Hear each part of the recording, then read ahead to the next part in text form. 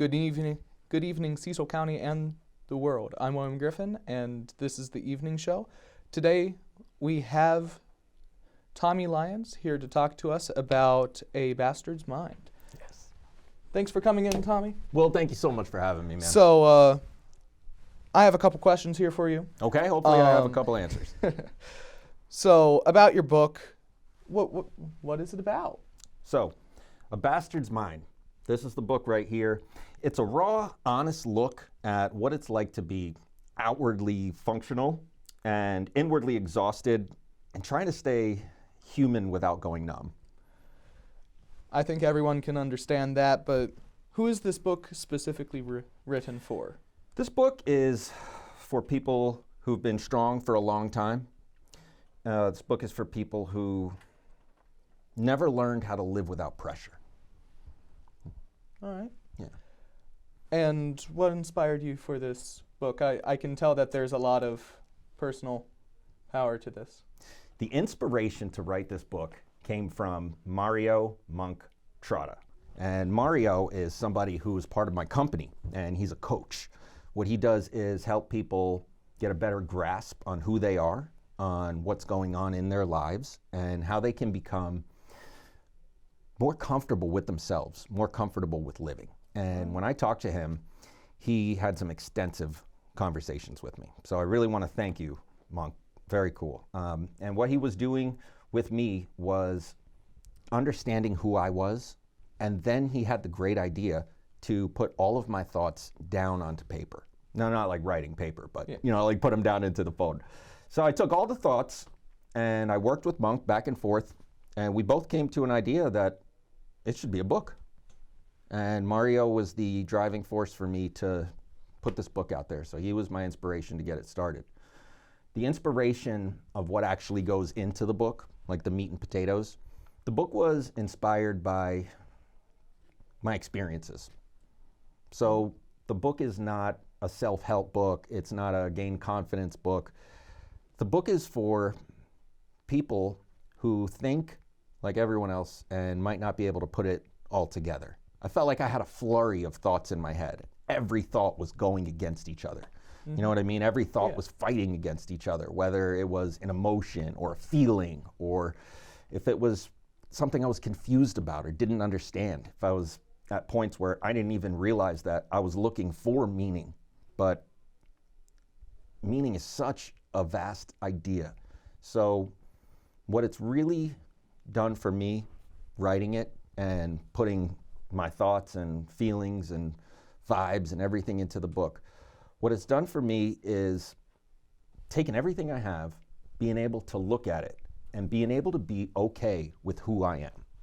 The book made me realize that I wasn't okay with who I am. For a long time, I've had just a lot of self-hatred and anger and depression and looking at myself as a failure and a loser and putting so much stock into those words.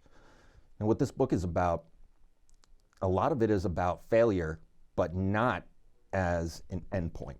It's about failure as something that you can take and learn and embrace and understand that there are going to be failures along the way. Some of them feel monumental.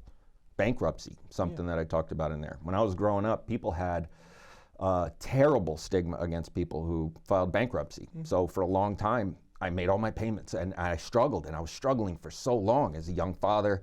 And eventually, I learned about bankruptcy and what it actually is and how it's okay to do that if you're at that point. When things get to a point in life, if you're struggling so much, I filed bankruptcy, and I think people should understand that it's okay to do that.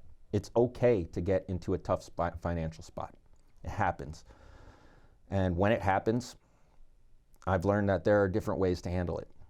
You can break, you can stop, you could just give up, you could become down on yourself, or you could look at that as an opportunity to try something differently. Maybe the next thing you do, think about what went into that failure, as we will call it, and try not to do it like that the next time. All right. I heard you talk about your family there for a bit. Do you live in Cecil County? And if so, how long have you been around?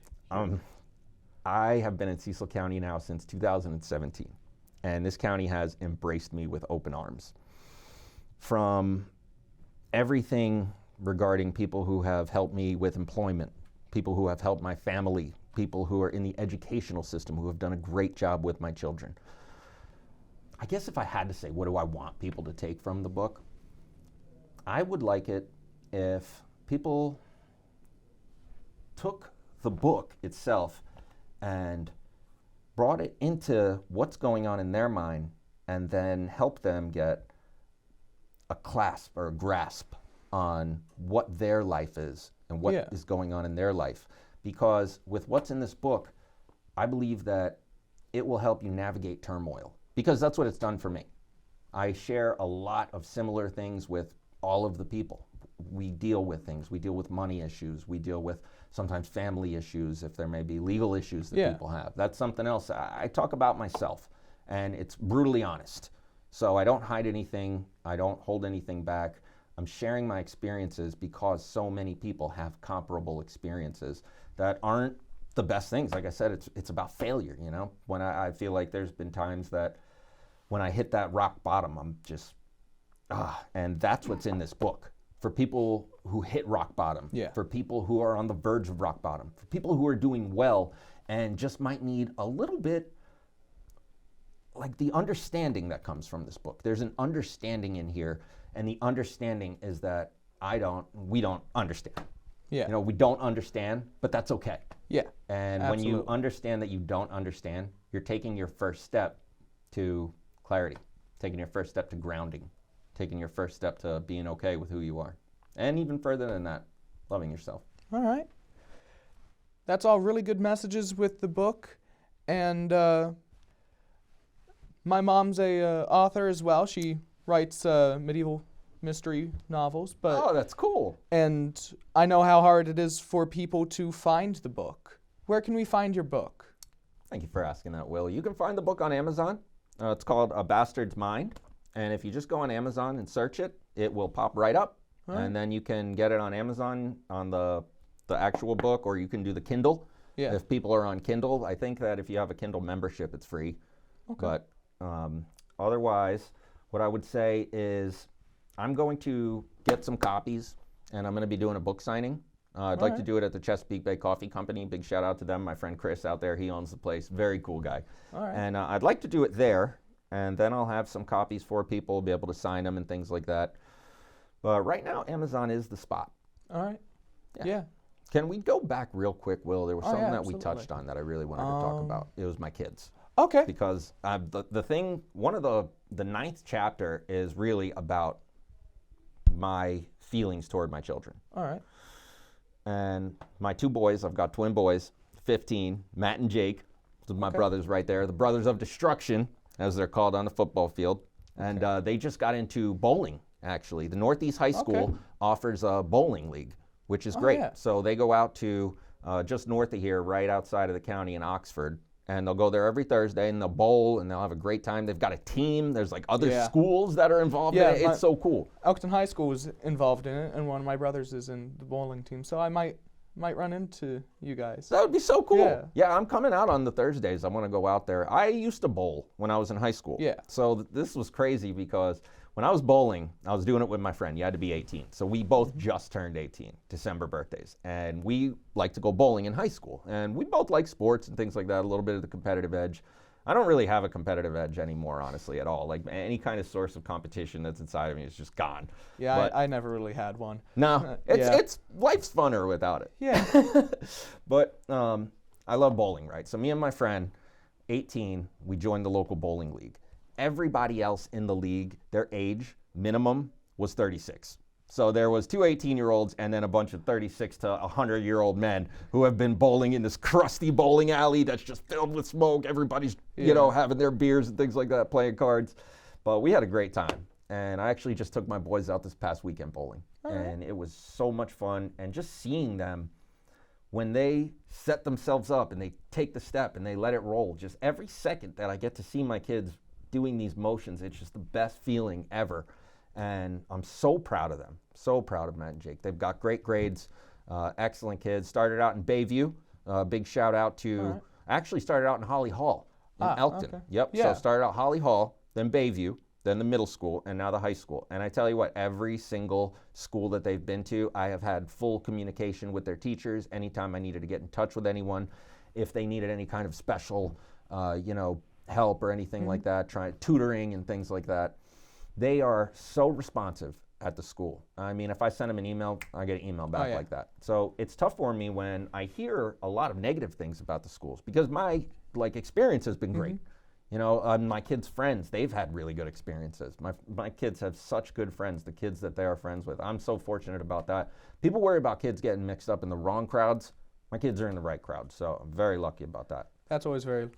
And I'd be remiss. That's a very good thing. I'm not done. I'm not done, Will. Yeah. Let's hear a bit more about this. Okay, so I've got a 19-year-old daughter, Cammie. Okay. Actually, oh my gosh, she's 20. She turned 20 a couple months ago. That's crazy. But anyway, so congratulations. Thank you. Now, she is incredible. She did the ECA program that only Cecil County offers. Yeah. That's the early college acceptance, which I know you know about, but just in case. Early College Academy, Early College Academy, yes, thank you. And that's in Perryville and Elkton are the two spots that you could go. So she did it in Elkton, graduated, got her associate's degree and her high school degree at the same time, and she's doing so well right now. She is a server at the Wellwood. Okay. And the Wellwood is in Charlestown, right here in Cecil County. Beautiful, it's right there on the water. And Cammie, she's great. She's a great driver, right? Now, here we go. This is something that can kind of relate to the book when it comes to struggling with money a little bit, right? So when she was 15, I would say, we decided that we got to get her a car, right? She's getting her permit, all of this stuff. So I didn't have a car at the time, and I was like, well, let's do this, Cammie. We'll buy a car, right? And I'll teach you on it for the next few years, and I'll drive the car in between. And then when you get to that point, you take the car, and I'll get another car. Well, we got to the point where she took the car, and I didn't get another car because it was, cars are expensive. Like that. But so much love to my daughter Cammie. I want to give a big shout out to my girlfriend Bonnie as well. All right. Yeah, she's actually the manager at the Wellwood, so it's very cool, and she has helped me put my life together in so many different ways. And I really just want to say thank you to everybody out there, everybody that I've connected with. I really hope that everyone is blessed, and I thank you so much, Will, for having me on here. I got to tell you, dude, it has been such a pleasure to meet you. Yeah, it's been a pleasure to meet you. I'm going to shake your hand at least twice probably before we get off camera. That's perfectly fine. Right on. So what do you say, brother? Well, it's good having you on air, and hope you come back soon with another book. Thank you. I'm gonna do more books. You know what? Oh, absolutely. So it's gonna be the Bastard series. Okay. Now the bastard part is that I grew up without a dad. So my father kicked the bucket when I was very early. But there will be a series. There's more coming out. And again, thank you for having me. All right, no problem. Have a wonderful evening. All right.